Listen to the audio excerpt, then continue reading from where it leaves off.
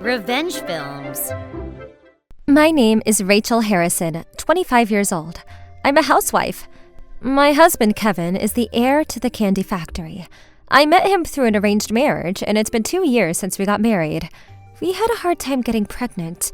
Apparently, Kevin didn't like that, and he was always taking his frustration out on me. I'm sorry, it looks like we still don't have one. What's wrong with you? Are you fine with that as a woman? Aren't you frustrated? Of course I'm disappointed too, and I feel bad towards your mother and your father. Well then, get pregnant! You're fertile, so I thought you'd be able to have kids easily. That's why I agreed to marry you even though your face isn't that great. You know, I'm the one that has to apologize to my mom and dad again!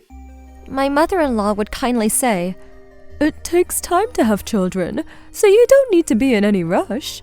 But in order to protect the candy factory and this family had passed down from generation to generation, he was desperate to make sure his parents didn't worry.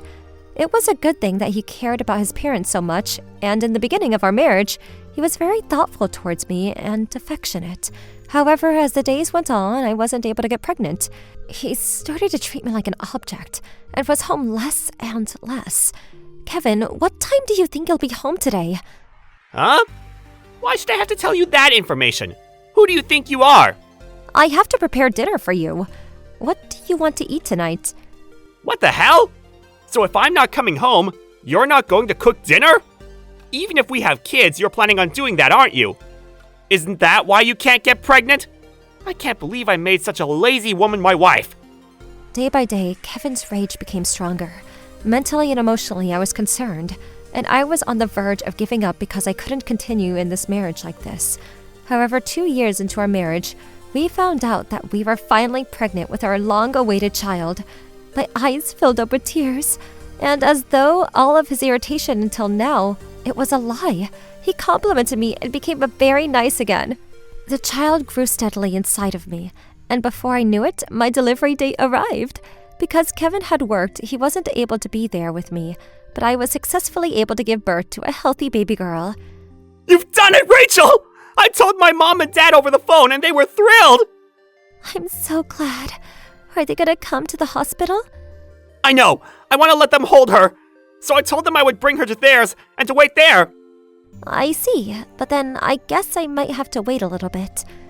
Really? About how long is it gonna be? Huh? Who knows? Why don't you try asking the doctor? That's true. I finally felt the weight lifted off my shoulders, and I was relieved from the bottom of my heart. At the same time, I could tell that I was overflowing with joy of becoming a mother, as well as my love for the baby that was born into me. I was full of hope and floating on cloud 9, thinking that this was going to be the start of my happy family life. That being said, Kevin didn't come to see me in the hospital, not once.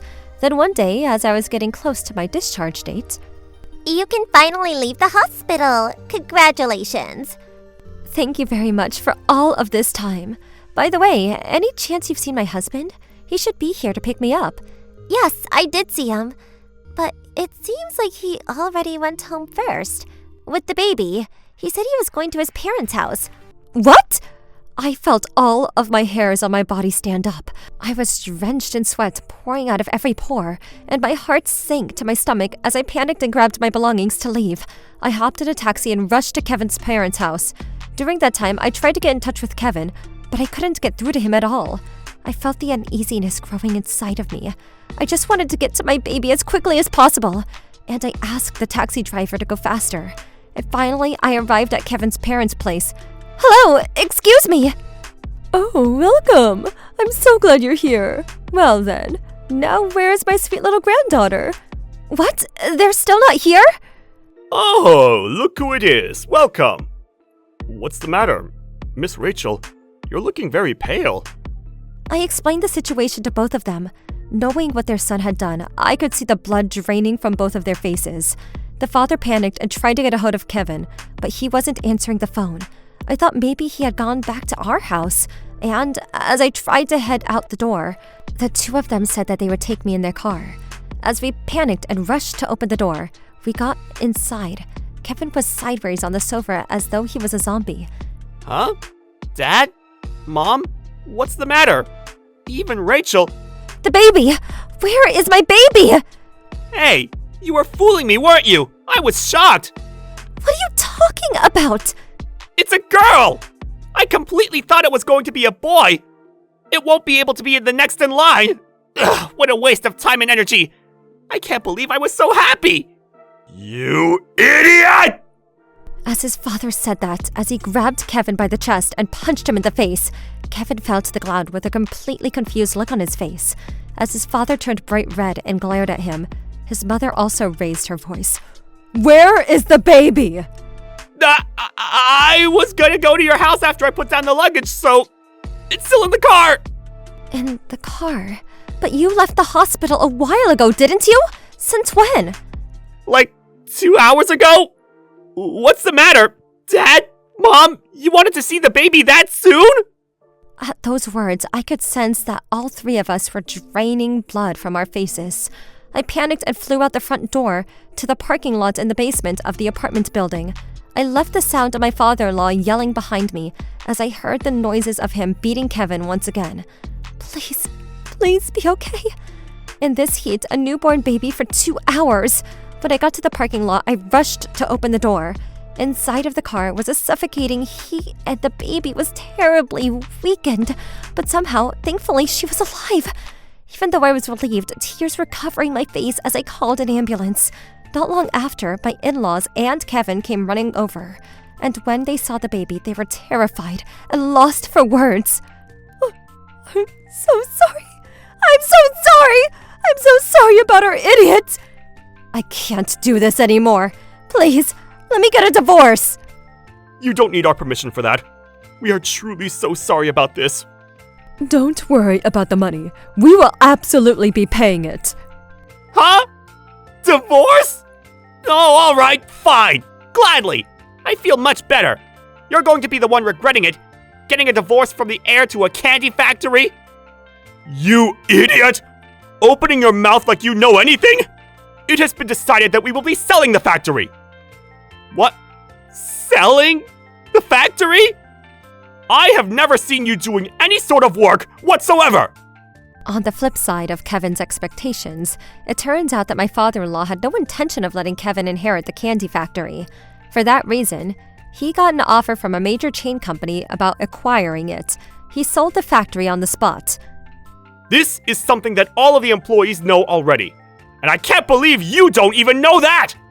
You really aren't doing anything at work, are you? Dad, no way. Then what am I supposed to do? Kevin's knees gave out as he crumpled to the floor and his hands touched the ground. The moment the ambulance finally arrived and the police car came with it. Why the police? I called them. Just because it's my son, this isn't something that can be forgiven. He needs to take responsibility for what he's done. No way, Dad! Mom, forgive me, come on! I was wrong! This is all your fault! I can't believe you gave birth to a freaking girl! Damn it! Damn it! You don't even know who you should be apologizing to right now? You aren't my son. You aren't anything to me! No way!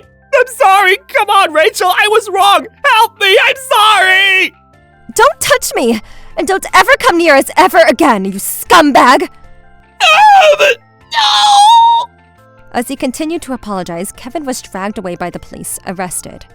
After that, Kevin was found guilty of abandoning a child as the legal guardian and sentenced 2 years in prison.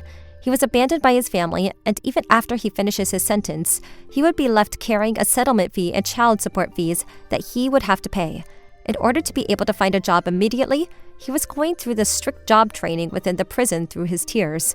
However, apparently none of them are going well. The baby had weakened that day, but thankfully she made a full recovery.